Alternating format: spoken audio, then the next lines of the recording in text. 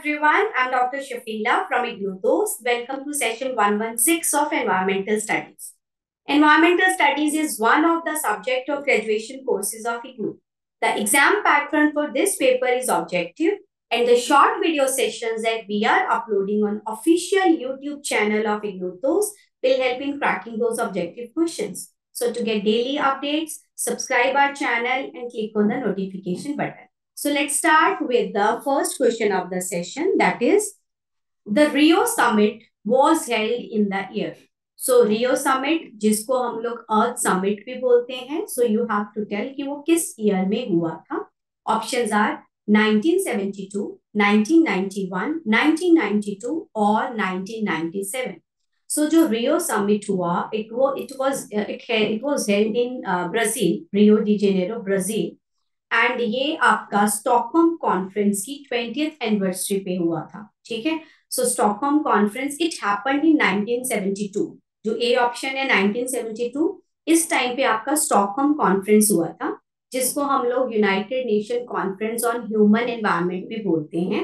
उसकी 20th anniversary पे, मतलब 1972 के आफ्टर 20 ईयर्स, सो 1992 में आपका हुआ था रियो समिट, जिसको हम लोग अर्थ समिट भी बोलते हैं. Clear. So answer is C. Question number 2, on which date and place the earth summit was held. So अभी हम लोगों ने बात करी कि ये कहाँ पे हुआ था, रियो में. देखो ऑप्शंस देखते हैं. 6th June 1997 at Geneva, 20th June 1997 at London, 3rd June 1992 at Rio, 27 June 1992 at Rio. तो रियो में हुआ था, that we all do know. 1992 में हुआ था, अभी हमने डिस्कस करा, बट डेट थी 3rd of June. ठीक है. सो जो स्टॉकहोम वाला था इन 1972, it started on 5th of June. So 5th of June हम लोग वर्ल्ड एनवायरनमेंट डे सेलिब्रेट करते हैं. सो ये वहीं से आया कि first conference on human environment it happened on in Stockholm in 1972 on 5th of June. ठीक है. 5th June से वो स्टार्ट हुई थी, तो 5th June is celebrated as World Environment Day. उसके 20th एनिवर्सरी पे in 1992 from 3rd of June at Rio in Brazil आपका अर्थ समिट हुआ था. Clear. So answer is C. Question number 3, which one of the following has been described as Magna Carta of the environment? So Magna Carta of the environment. अब Magna carta कह सकते हो कि कोई ऐसी चीज जिसको तुम अबव एवरीथिंग मानते हो. ठीक है. सो मैग्ना कार्टा, सो लाइक मतलब हर चीज से ऊपर जो है, दैट इज मैग्ना कार्टा. अगर मैग्ना कार्टा ऑफ एनवायरमेंट की बात करें, मतलब जिसको हम लोग बेस मानते हैं एनवायरमेंट की प्रोटेक्शन के लिए, एनवायरमेंट की कंजर्वेशन के लिए. ठीक है. उससे ऊपर कुछ भी नहीं है. So that is Magna Carta of environment. Options are Rio declaration जो कि 1992 में हुई थी, Tbilisi declaration, Stockholm declaration, environment product declaration. तो फर्स्ट कॉन्फ्रेंस अभी हमने बात करी, जो पहली बार कॉन्फ्रेंस हुई थी on human environment, it happened in 1972 Stockholm.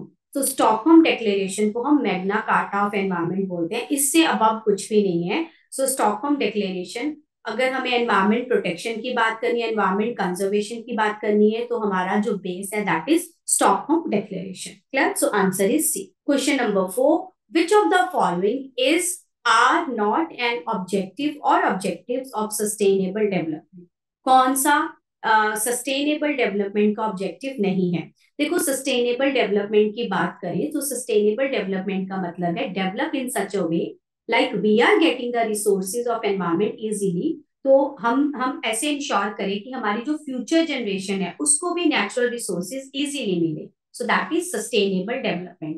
Develop भी करना है, रिसोर्सेज को यूज भी करना है, बट इस तरीके से रिसोर्सेज को यूज करो कि वो तुम्हें भी मिल रहे हैं, तुम्हारी फ्यूचर जनरेशन को भी मिले.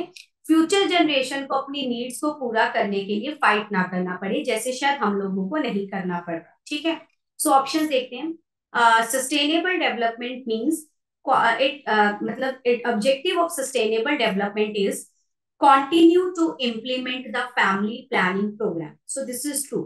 So अगर family planning program implement होंगे तभी आपकी population control में रहेगी. population control में रहेगी तो हम लोग ensure कर सकते हैं कि आपके जो natural resources है वो sustainable तरीके से use हो. ठीक है. So A is true.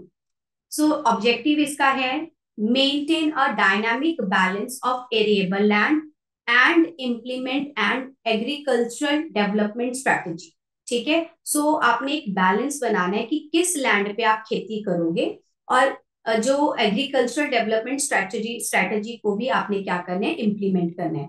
मतलब ऐसा नहीं है कि आप कहीं भी हर जगह पे आप हर फॉरेस्टेड एरिया को आप लोग एग्रीकल्चरल लैंड में कन्वर्ट नहीं कर सकते हो. आपको एक डायनामिक बैलेंस बनाना है एरिएबल लैंड में, और आपको ये देखना है कि एग्रीकल्चरल डेवलपमेंट स्ट्रैटेजी को हाउ टू इम्प्लीमेंट. ठीक है, so this is also to maintain a dynamic balance of water resources by reducing water conservation for every unit of gross development product growth and agricultural value added. So आपको एक balance again बनाना है कि water resources में, ठीक है, by reducing the water consumption and आपका जो for the water consumption किसके लिए, जो आप डेवलपमेंट आपकी प्रोडक्ट ग्रोथ है या फिर एग्रीकल्चरल आपके प्रैक्टिसेस. ठीक है, सो उसमें भी how you are using the water resources you have to make a balance. Clear.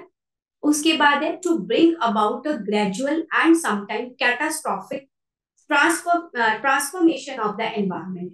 मतलब सस्टेनेबल डेवलपमेंट का शायद ये भी ऑब्जेक्टिव है कि आपको एक ग्रेजुअल और या समटाइम कैटास्ट्रॉफिक मतलब बड़े लेवल पे एनवायरमेंट में ट्रांसफॉर्मेशन करना है. So this is not true. ठीक है, सो सस्टेनेबल डेवलपमेंट का मतलब है आपको रिसोर्सेस को यूडिशियस वे से यूज करना है, ना कि एनवायरमेंट में कोई मेजर या ग्रेजुअल ट्रांसफॉर्मेशन करना है. ठीक है, आपको बैलेंस बनाना है कि कैसे आपके वाटर रिसोर्सेज कंज्यूम हो रहे हैं. आपको बैलेंस बनाना है आपकी एरिएबल लैंड को, किस लैंड को आप एग्रीकल्चरल फील्ड में कन्वर्ट करते हो. आपको फैमिली प्लानिंग प्रोग्राम को इम्प्लीमेंट करना है. सो आंसर इज आपका जो इनकरेक्ट है दैट इज डी. ठीक है, question number 5. The historic earth summit at Rio in the year 1992 has created a framework convention on. जो आपका रियो में समिट हुआ था उसने एक फ्रेमवर्क बनाया था. You have to tell the framework, जो नाम है वो किससे रिलेटेड था फ्रेमवर्क. सो फ्रेमवर्क आपका था यूएनएफसीसीसी. यूएनएफसीसीसी रियो जो आपका हुआ था डिक्लेरेशन, रियो समिट जो आपका हुआ था अर्थ समिट इन 1992, उसने एक फ्रेमवर्क बनाया था. वो किसकी कन्वेंशन, वो क्या था, फ्रेमवर्क कन्वेंशन ऑन व्हाट, किसके लिए था वो. ठीक है, सो मैंने फ्रेमवर्क का नाम बता दिया, that is UNFCCC. So UNFCCC की फुल फॉर्म है United Nation framework convention on climate change. तो वो फ्रेमवर्क क्या क्या था, it was a framework convention on climate change. So answer is A. Sea laws, biodiversity, protection of ozone layers नहीं है. So UNFCCC was the framework जो कि create हुआ था आपका रियो समिट पे in 1992, that was related to climate change. ठीक है, सो answer is A. So this was the last question of the session. So learners, those who are doing either PG or UG degree from IGNOU Dost is there to help you out. We at IGNOU Dost are providing live and recorded classes. We are giving value-added notes to our learners, and we are also helping our mentees for exam to exam period.